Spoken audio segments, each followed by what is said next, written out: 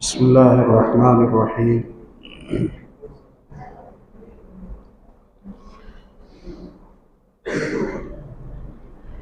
منتخب آیات کی تفہیم و تشریح کے متعلق بات کرنے سے پہلے ہم اللہ کی مدد اور اللہ کی توفیق سے قرآن پاک کا تھوڑا سا تعارف کرا دیتے ہیں۔ قرآن اللہ پاک کا کلام ہے جو اللہ نے نبی کریم صلی اللہ علیہ وسلم پر ماہ رمضان المبارک میں جب آپ صلی اللہ علیہ وسلم کی عمر مبارک 40 سال کو پہنچی تھی نازل ہوا۔ نزول قرآن کی 2 صورتیں ہیں جو قرآن پاک میں ذکر ہوئی ہیں۔ پہلی صورت قرآن پاک کے نزول کی یہ ہے کہ قرآن لوح محفوظ سے آسمان دنیا پر ایک رات کے دوران نازل کیا گیا۔ اس کا تذکرہ اللہ رب العزت نے سورہ قدر میں فرمایا ہے، انا انزلناہ فی لیلۃ القدر۔ ہم نے قرآن پاک کو عزت و قدر والی، اور سورۃ دخان میں ہے برکت والی رات میں اتارا۔ جس رات قرآن اترا اللہ نے اس رات کو عزت والی رات بنا دیا۔ جس ذات پر اترا اس ذات کو اللہ رب العزت نے خاتم الانبیاء بنا دیا۔ جس مہینے میں اترا اس مہینے کو اللہ نے شان اور عظمت والا رمضان کا مہینہ بنا دیا۔ جس شہر میں اترا وہ شہر ام القری، دار الامن، مہبت الوحی، پیارے نبی صلی اللہ علیہ وسلم کی جائے سکونت مکہ، شہروں میں سب سے زیادہ عظمت والا بنا۔ وجہ فضیلت مکے کی نزول قرآن ہے، وجہ فضیلت پیارے نبی صلی اللہ علیہ وسلم کی نزول قرآن ہے، وجہ فضیلت رمضان المبارک کی نزول قرآن ہے، وجہ فضیلت لیلۃ القدر کی نزول قرآن ہے۔ یہ اللہ پاک کا کلام ہے، اللہ کی صفت ہے۔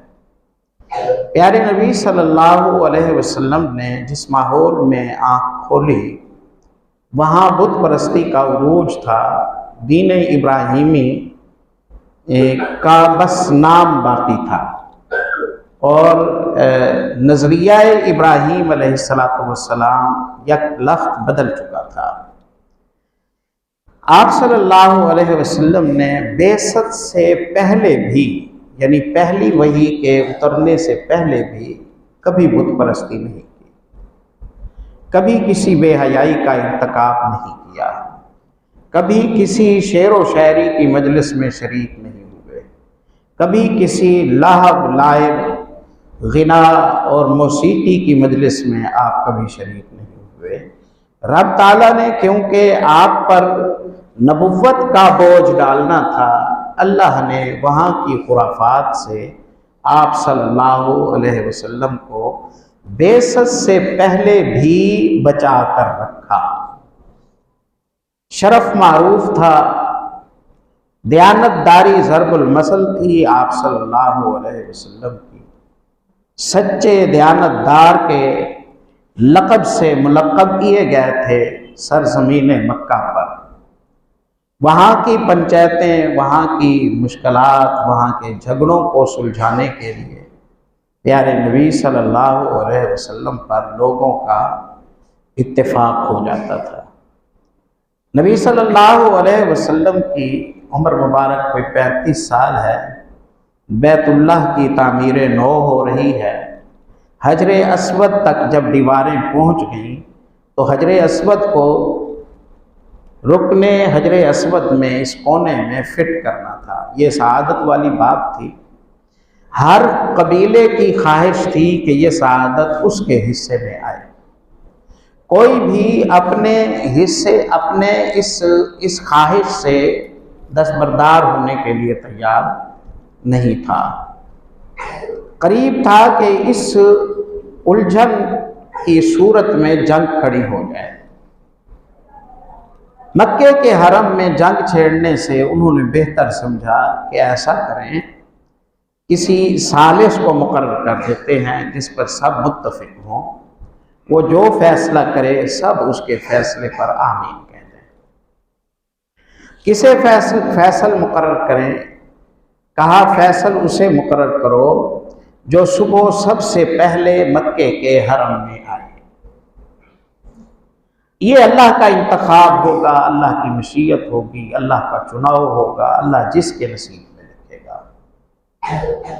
جمع ہو گئے صنادید قریش کے سربراہان، منتظر ہیں، دروازوں پر آنکھیں لگائی ہوئی ہیں۔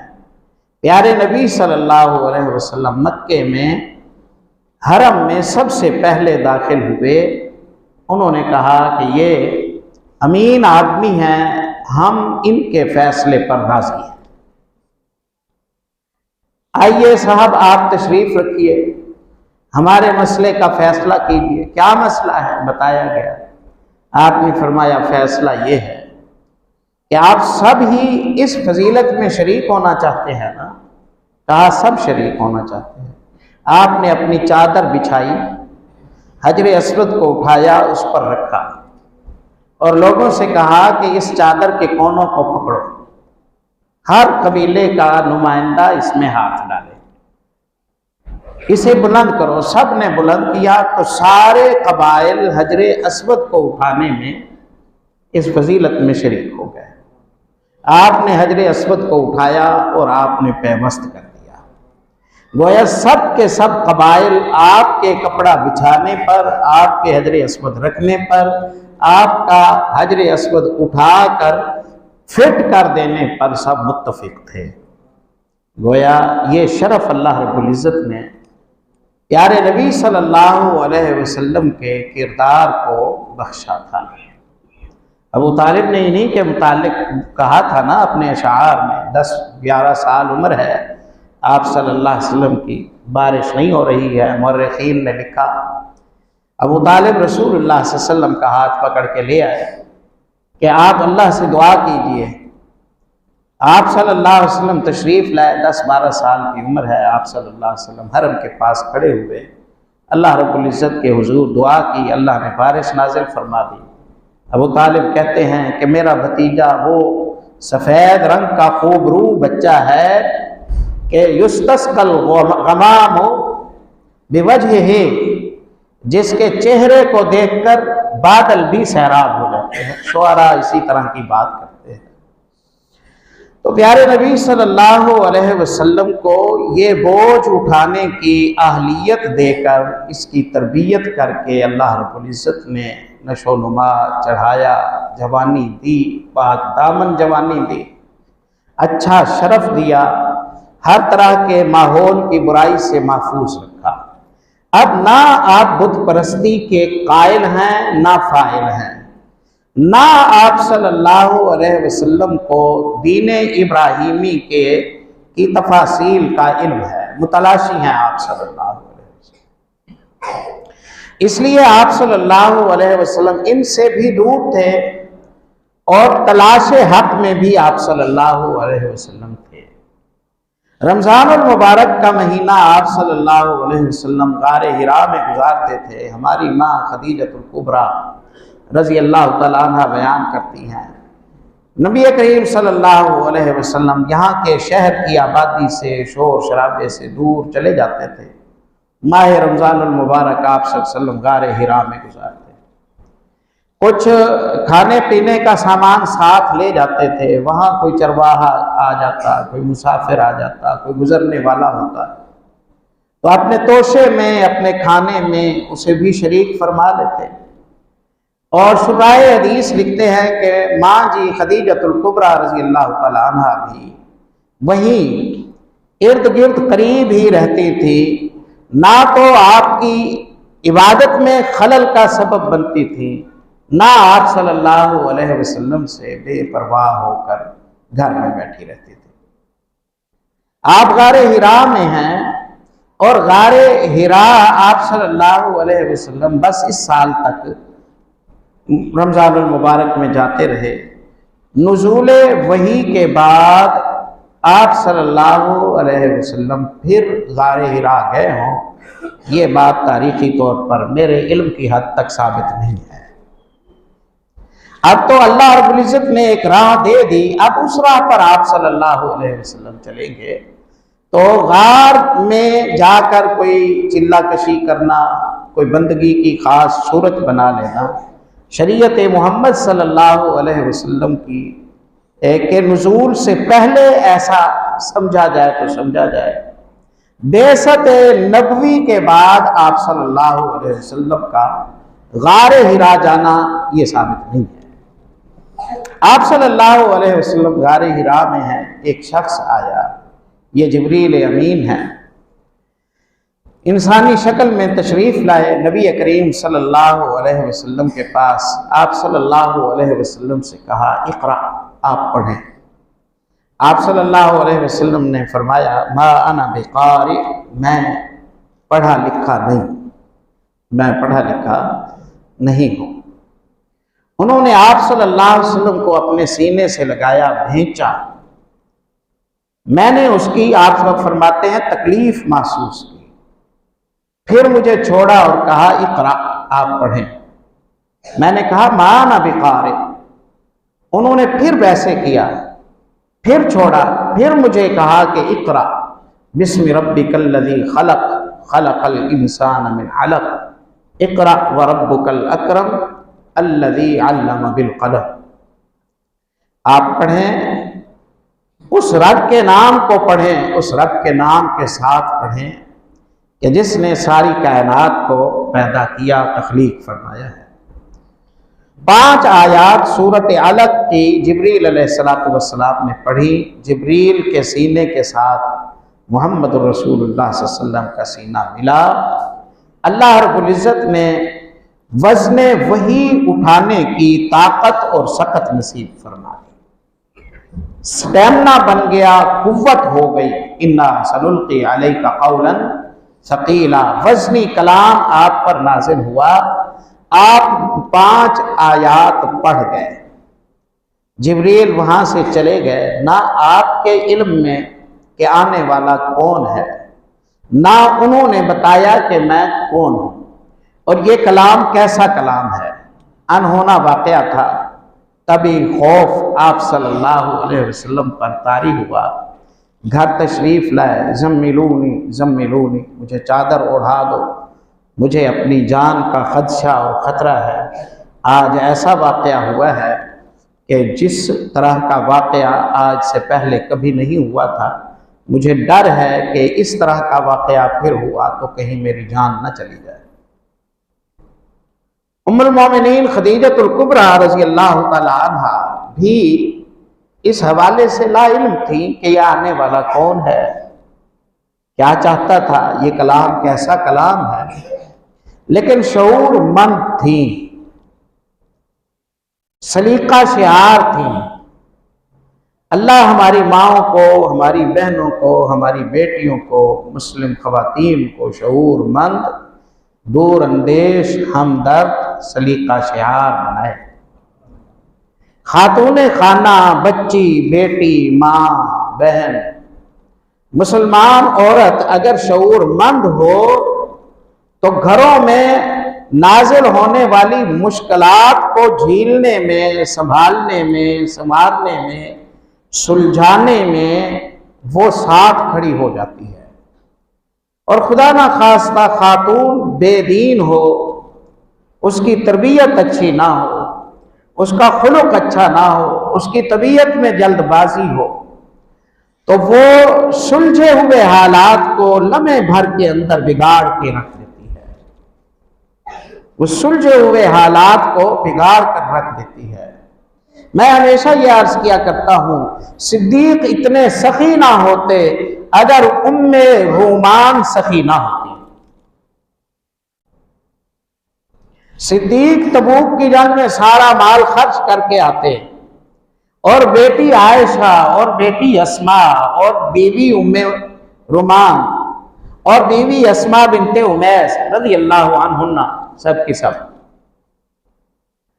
ان کی طرف سے گھر میں اگر لڑائی شروع ہو جاتی تو صدیق اگلی دفعہ سخاوت کرتے؟ ہرگز نہ کرتے۔ صدیق سخاوت نہ کرتے اگر گھر کا تعاون نہ ہوتا۔ فاطمہ رضی اللہ عنہ ابا جی سے، والد صاحب سے، محمد رسول اللہ صلی اللہ علیہ وسلم سے غلام مانگنے آ گئی تاکہ پسائی کرنے میں مدد ہو جائے، پانی بھر کے لانے میں مدد ہو جائے۔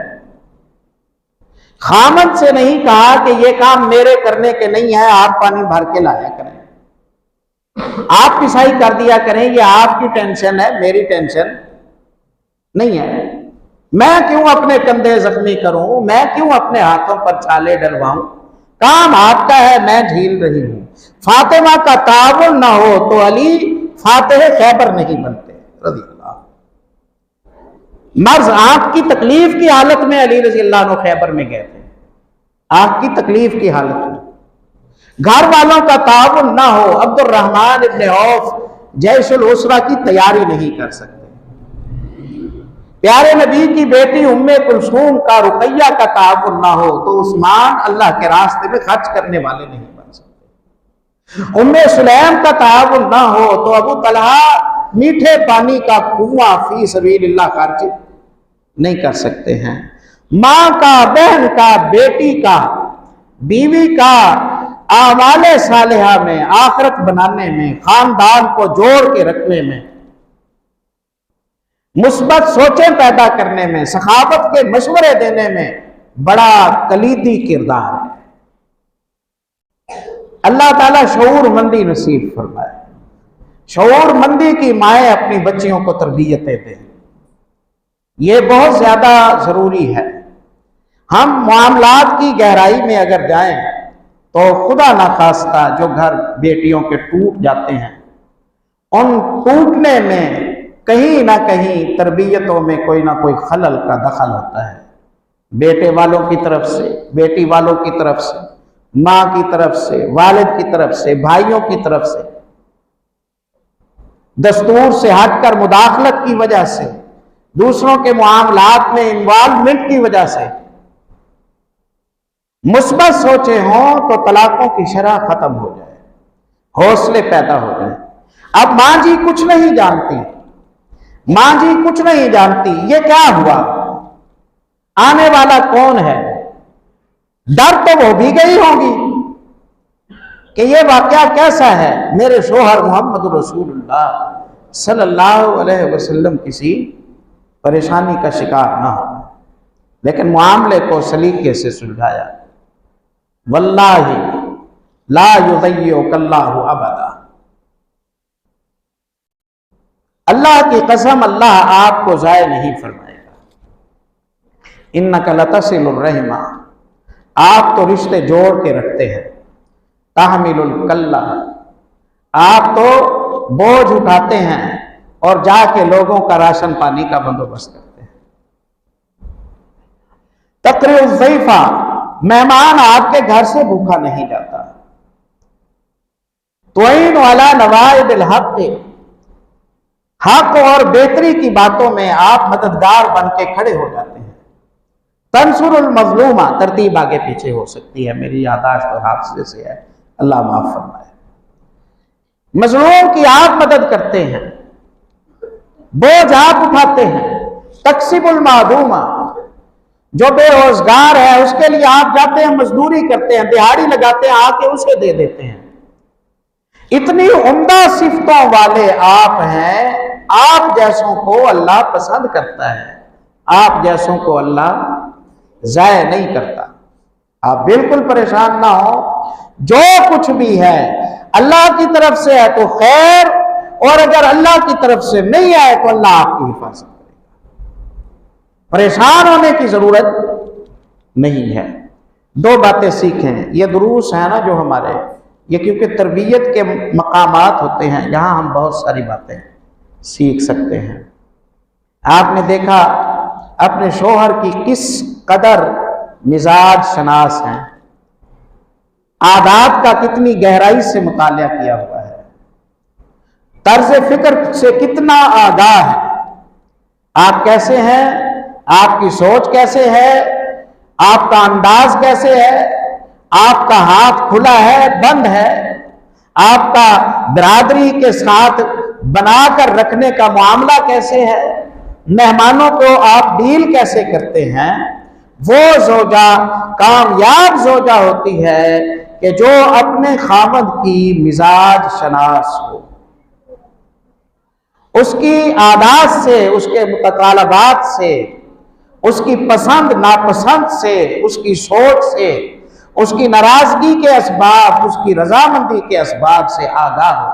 جو اس قدر شعور مند ہوتی ہے وہ اسی انداز سے چلتی ہے جو انداز اس کے خاوند کو پسند ہوتا ہے۔ نتیجتاً روز بروز تعلق میں، لگاؤ میں اللہ کی رحمت سے بہتری آتی ہے۔ 5 صفتیں انگلیوں پر گنوا دی ام المومنین خدیجہ رضی اللہ تعالی عنہا نے پیارے نبی صلی اللہ علیہ وسلم۔ پھر ایمان کی صورت یہ ہے، ایمان کی صورت یہ ہے کہ اللہ کو جو پسند ہو اللہ اس کی حفاظت کیا کرتا ہے۔ اللہ کو جو پسند ہو اللہ اس کی حفاظت کیا کرتا ہے۔ برڈن تھا، خطرہ تھا، لیکن اسے اچھالا نہیں ہے، اسے بڑھایا نہیں ہے، اس الجھن کو تیز نہیں کیا۔ ہر مسئلہ ایسا نہیں ہوتا کہ سر کو پیٹنے لگ جائیں، ہر مسئلہ ایسا نہیں ہوتا کہ اس کو اٹھا کر فون کھڑکا دیں، ہر مسئلہ ایسا نہیں ہوتا کہ جس میں 2 قبیلوں کو، بھائیوں کو، باپ کو بیٹے سے، بیٹے کو باپ سے دست و گریبان کر دیں۔ مسائل میں کمپرومائز ہو سکتا ہے، حوصلہ رکھنا چاہیے، حوصلہ رکھنا چاہیے۔ ماں اپنی اولاد کو حوصلہ سکھائے اور اولادیں حوصلہ مند ہو جاتی ہیں، یہ بردباری سکھائے اولادیں بردبار ہو جاتی ہیں۔ اولادوں میں شرارت ماں کی بے صبری کی وجہ سے آتی ہے، والدین کی بے صبری کی وجہ سے آتی ہے۔ خیر، آپ آرام کیجئے، تسلی دی، حوصلہ دیا، چادر ڈال دی، آپ سو گئے، اٹھے، آپ کو ساتھ لے آئے۔ ورقہ ابن نوفل صاحب علم ہے، عیسائیت کا عالم ہے، بزرگی کی عمر ہے، نابینا ہو چکے ہیں، ان کے پاس لے آئی، آ کے کہا کہ آپ ان سے بات سنیے۔ نبی کریم صلی اللہ علیہ وسلم نے واقعہ بتایا۔ ورقہ ابن نوفل رحمہ اللہ یہ آخری عمر کے ایام میں تھے، بت پرستی کے دین سے متنفر تھے اور دین حق کی تلاش میں جزیرۃ العرب میں یہ سرگرداں رہے۔ عیسائیوں کے پاس گئے، یہودیوں کے پاس گئے، دیگر ادیان کے علماء کے پاس گئے، ان کے دین کی معلومات انہوں نے حاصل کی۔ بالآخر انہوں نے عیسائیت کا چناؤ کر لیا تھا، عیسائیت کا چناؤ کر لیا۔ انہوں نے انجیل کو پڑھا، عیسیٰ علیہ السلام کی زندگی کو پڑھا، اور علامات آخری نبی کی ہیں جو اس مطالعے اور اس علم کی وجہ سے ان کو تھی۔ انہوں نے جب یہ سنا تو انہوں نے کہا کہ اللہ کی قسم، یہ وہی صاحب سر ہے، یہ وہی ناموس ہے، یہ وہی خیر کی خبر لانے والا جبریل ہے کہ جو عیسیٰ علیہ السلام پر اللہ کے پیغام لایا کرتا تھا۔ آپ اللہ کے نبی ہیں، آپ اللہ کے نبی ہیں، آپ نبی ہونے والے ہیں، آپ مطمئن رہیں، یہ بات آپ کے لیے بہتری اور خیر کی بات ہے، پریشانی کی بات نہیں۔ آپ صلی اللہ علیہ وسلم کو انہوں نے تسلی دی اور ساتھ کہا کہ اللہ کاش اللہ میری زندگی رکھتا اور میں قوت میں ہوتا تو میں اس وقت آپ کا ساتھ دیتا جب آپ کی قوم آپ کو یہاں سے نکال دے گی۔ آپ نے فرمایا کیا یہ مجھے نکال دیں گے؟ کہا یہ جو بوجھ آپ پر ڈالا گیا ہے، جس شخص پر بھی اس طرح کا بوجھ آیا قوم اس کی عام طور پر دشمن ہی ہو جاتی ہے۔ وہی ہوا جس کا ڈر تھا، قوم بعد میں دشمن ہو گئی تھی۔ ورقہ ابن نوفل کو خیر کی حالت میں دیکھا گیا، اور ورقہ ابن نوفل کو اگرچہ بعثت محمد صلی اللہ علیہ وسلم کا باضابطہ تعارف نہیں ہوا تھا، لیکن ورقہ ابن نوفل اہل جنت میں سے ہے۔ ورقہ ابن نوفل اہل جنت میں سے ہیں۔ یہاں ابتدا ہوئی آپ صلی اللہ علیہ وسلم پر وحی کی، پھر 6 ماہ تک آپ صلی اللہ علیہ وسلم پر وحی کا سلسلہ رکا رہا، اور اس کے بعد پھر وحی نازل ہوئی، سورہ مزمل کی 10-11 آیات نازل ہوئی، اور اس کے بعد تتابع الوحی، وحی ایک تسلسل کے ساتھ جاری رہی۔ یہ جو 6 ماہ تھے آپ صلی اللہ علیہ وسلم کے انتظار کے، تجسس کے، پریشانی کے اور مختلف صورتوں کے، یہ آپ صلی اللہ علیہ وسلم پر کافی مشکل گزرے۔ ان مشکلات کا بخاری شریف میں تذکرہ بھی آیا ہے، تھوڑی سی اس کی وضاحت انشاءاللہ میں کل کی مجلس میں کروں گا۔ اس حوالے سے کچھ شبہات ہیں جو عام طور پر پیش کیے جاتے ہیں، جتنی میری دسترس ہوگی آپ کے سامنے اس کی بات کر دوں گا۔ سبحانک اللہم و بحمدک، اشہد ان لا الہ الا انت۔